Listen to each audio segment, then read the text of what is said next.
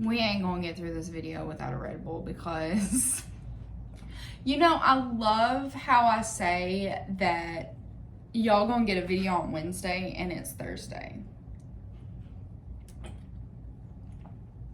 It has been a week and I don't like this one. Okay, I'm hoping it cures my headache. I've been drinking too much caffeine lately and now I get headaches when I don't have them. What's up, guys? It's your girl, Leanne, and thanks for tuning in for another Wild Beauty. I know I've been posting on my YouTube this week about uploading this video yesterday, but if you don't know, I'm a photographer and I had a client yesterday and we ended a little later than I thought we would because I was having too much fun. But it's all in good spirit. I want to lay stuff in the floor because my desk is dirty and piled up with work. Anyway, how's y'all's week going? Happy Friday. It is finally Friday. Woot woot. Okay, so as promised, we're going to talk about another Wild Beauty while I do my makeup. And this is the second video that I've recorded about Wild Beauty, about an animal that is in my noggin that I feel the need to talk about.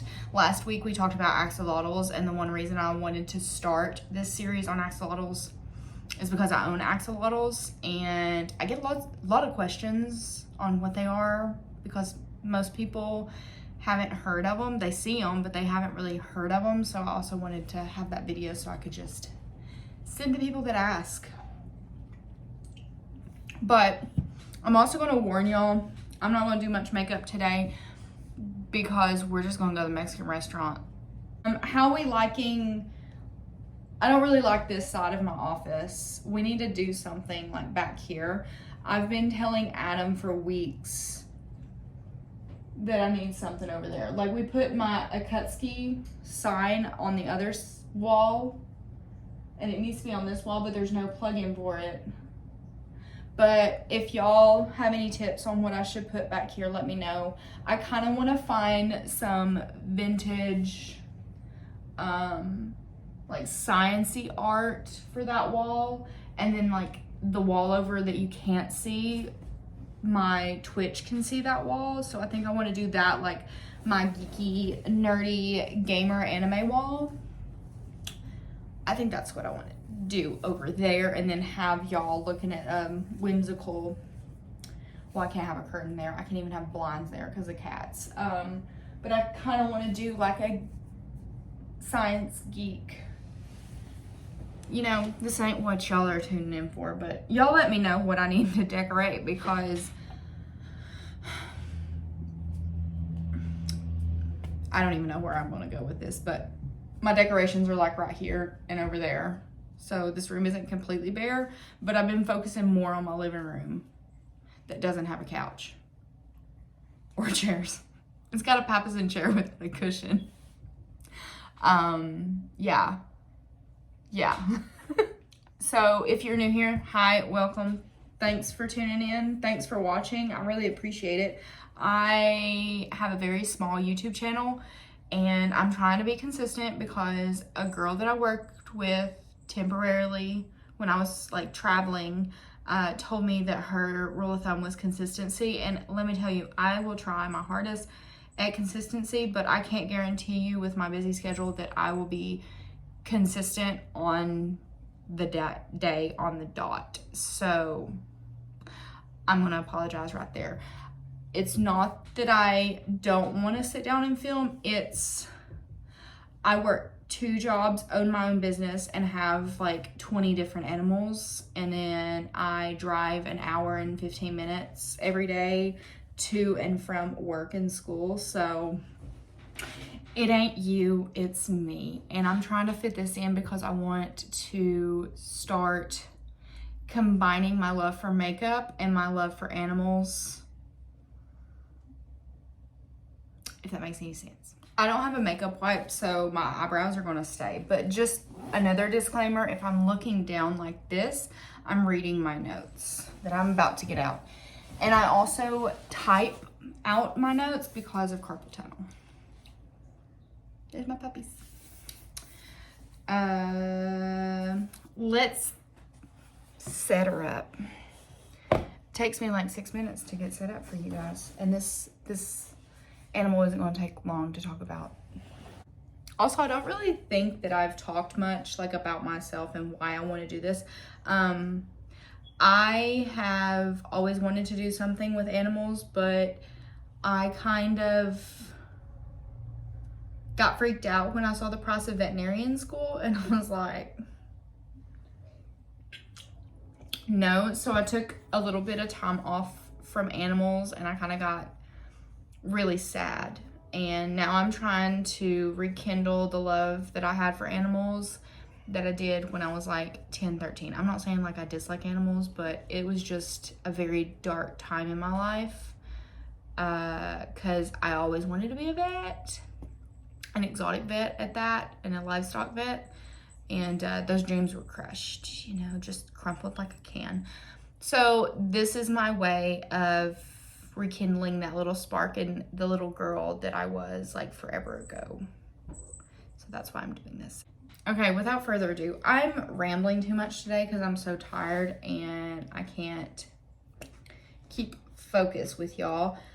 Today we're talking about the Vaquita, which is a very small porpoise that resides in the Gulf of California in a very small, localized population. And when I say small, I mean incredibly small. Like there's a map right here and the sightings are very small. The Vaquita wasn't fully identified until 1958. So that's what my dad is 72 years ago, something like that, 72 to 80 years ago. So fairly new species, and the population has declined rapidly since the discovery of their skeletal remains in 1958. It wasn't until 1985 that the Vaquita was studied with a live specimen. Like that's some of our time, like when we were kids, and like that's only like 30, 40 years ago that this was all coming out, to put it in perspective. So in 1958, two zoologists were studying off this coast and found some skeletal remains and were working with them and noticed that they were a new species of porpoise. And these zoologists were Kenneth Norris and William McFarland. And every time I say William McFarland, I'm thinking of Family Guy. So the Vaquita is the world's rarest marine animal, and it's on the edge of extinction, which is insane because it was just discovered. So Vaquitas are in the same category of cetaceans as whales, porpoises, and dolphins. So whales, porpoises, dolphins are known for their incredible intelligence. I love cetaceans. I'm one of those girls. I had a dolphin phase, but you know what kind of phase I had that lasted rather than the dolphin phase? The killer whale phase, the orca. Love the orca. I don't know why. We'll talk about the orca another day because I just found orcas so fascinating. I actually wanted to go kayaking in the Pacific Northwest during their like migratory season, because you can do that. You can do like little guided tours, and I'm all about that. Fishing is one of their biggest downfalls. So in this region, fishing nets are banned. You can't fish there. You can't fish there with the nets. They got a gill net ban to help the population in today's time. So with the gillnet band, that is in place because they were getting trapped in these fishermen's netting and they were drowning in the netting. So that's an awful way to die. I don't mean to laugh, but sometimes I'm just like there's gotta be better ways than that, you know? Like, why are we doing that to our ecosystem?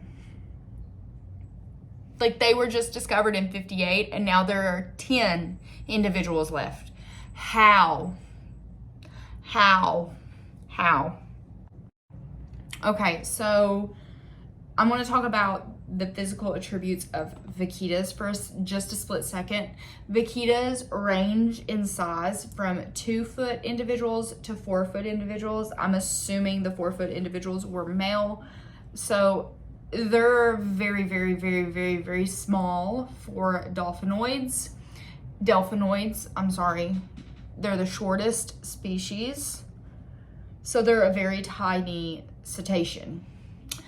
And I'm just going to read verbatim off of the notes that I have. So, because I can't remember this because we love ADHD. So, the vaquita has large dark rings around its eyes and dark patches on its lip that form a thin line from the mouth to the pectoral fins. These thingies. Its top, the dorsal surface, is dark gray and the sides are pale gray. And the underside, the ventral side, is white with long, light gray markings. Newborn vaquitas have much darker coloration and wide gray fringe of a color that runs from the head to the flukes, passing through the dorsal and pectoral fins. They are most often found close to shore in the Gulf shallow waters, although they can swim quickly away if a boat approaches. So I guess some of y'all might be guessing why they like shallow waters just by that description. And I mean, obviously it's predators because being 2 to 4 foot, I mean, and in orca territory, kind of. I mean, I don't think orcas would go into that Gulf area, but just so happens they do. You're an easy target because you're so little. You look like a fish. I mean, I guess that's why it took so long for them to get recognized as their own individual species.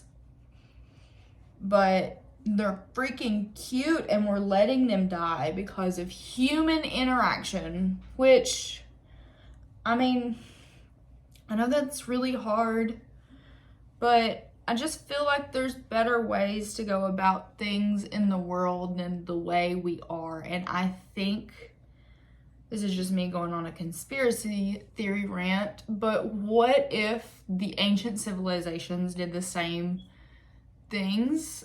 And that's why they crashed and left the pyramids. I don't know why I'm doing this on my neck, but anyway. Moving on to the next one. With DNA, we're able to see genetic polymorphisms. And they did do that, but there's no published studies on the physiological or biochemistry on this species, which is kind of wild since they did do DNA on them. So I'm not really sure, or they did have live specimens. I don't understand why they didn't do DNA on them, but it read that there was no genetic viability in the mitochondrial DNA, which is, it signifies like inbreeding and severe bottlenecking and severe inbreeding. They're not surviving out there. And a bottleneck that also shows like that there's been bottlenecks of the species in the past, which means a bottleneck is an event of something happening which results in a species becoming little, kind of like a bottleneck, and then they go out. So when you see things like that, like big events have happened in their genetic diversity, their genetic pool, and there's not a lot of different genes being introduced, unfortunately, which is not good because that opens up susceptibility to disease. The history of the vaquita seems to be similar to that of the harbor porpoise, which they're using the harbor porpoise, which the region is Alaska for those, and those aren't critically endangered or anything. They're least concerned bubble, which is like 2 steps below, like not like threatened, like not, they don't have to like look at them like the critically endangered and endangered list. They've been kind of using the harbor porpoise as kind of like, maybe they share the same things. Basically, they're saying like maybe they have the same gestation period of 11 months. And then also they must be very similar to the other smaller porpoise breeds in the area, like the harbor porpoise. How they got live specimens is that in 1985 and 86, there was some vaquitas that were captured in some gill nets, and they were able to get them out and study them. But it says that there was this other scientist that said that there might be 143 individuals with the sightings that they were seeing, because alone in the 1990s, between 50 to is estimated 50 to 100 individuals as an approximate lower limit for the population. However, a minimum is known of 143 vaquitas being killed in various fishing operations between March 85 and January 94. An accidental mortality of 35 more vaquitas were estimated, which is so sad. Estimated that annual fishing related mortality is 32 vaquitas a year. And so they kind of took that, did a math, and now we have 10. Like other similar genuses and species, it's said that in their sightings, their behavior tends to shift towards small groups. And they also do subgroups as well. So kind of like how orcas do it and other cetaceans do it. They typically avoid boats at all costs, so that's good. But being in shallow water in the Gulf of California, near Baja California, I would imagine, I've never been over there, but I would imagine there's a lot of boating in the Gulf. So I could see that, like, aside from gill nets, there's a lot of boat related incidents, but they are very fast swimmers, so hopefully they get away. Their diet is pretty much non-selective for the environment that they live in, since it's very shallow and a lot of fishes come in and out, and squid. But the deceased ones that they were studying, when they examined their stomach, it was non-selective for fish and squid in shallow waters. Some species that you would see if you're fishing off the coast, I'm assuming, because I don't really want to read off a list of fish to you, but that's their diet. They don't really like prey on like certain fish or anything.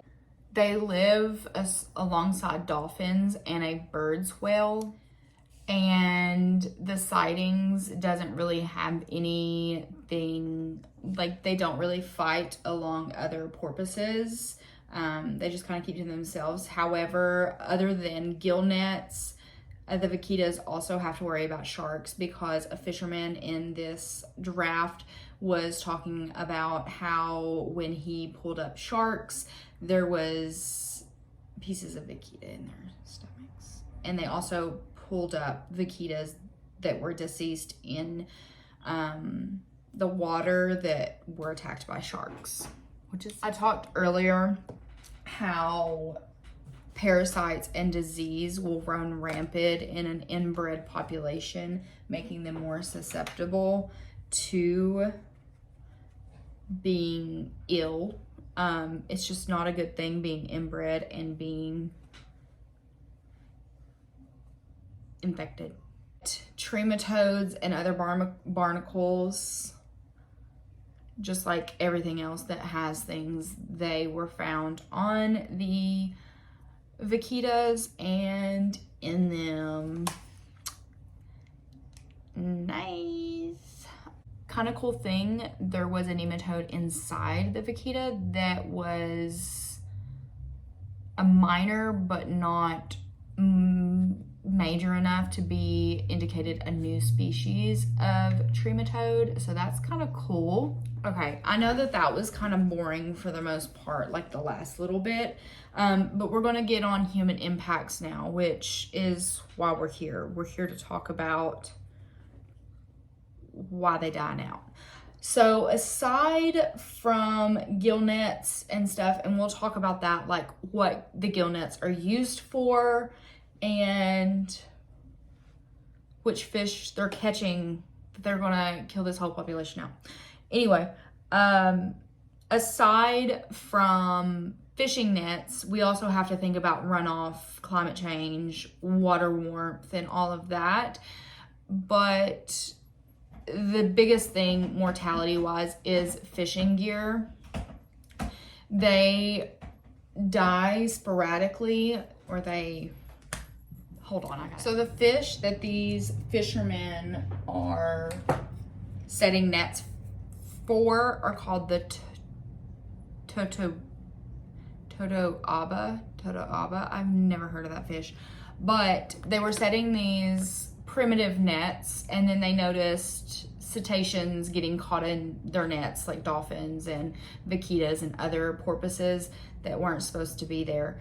And so they eventually did some nylon netting, and then the Tabata population, from what I read, it sounds like it kind of crashed because it went from like all of this ton of fish meat, tons of fish, like tons as in pounds, all of these pounds of fish meat to 59 tons, which made the Mexican government shut down to Totoaba fishing down, like for good. Like it's prohibited now. And that was in 1975. Population that is in need of shark and ray fishing. So there's a special netting for shark and ray fishing.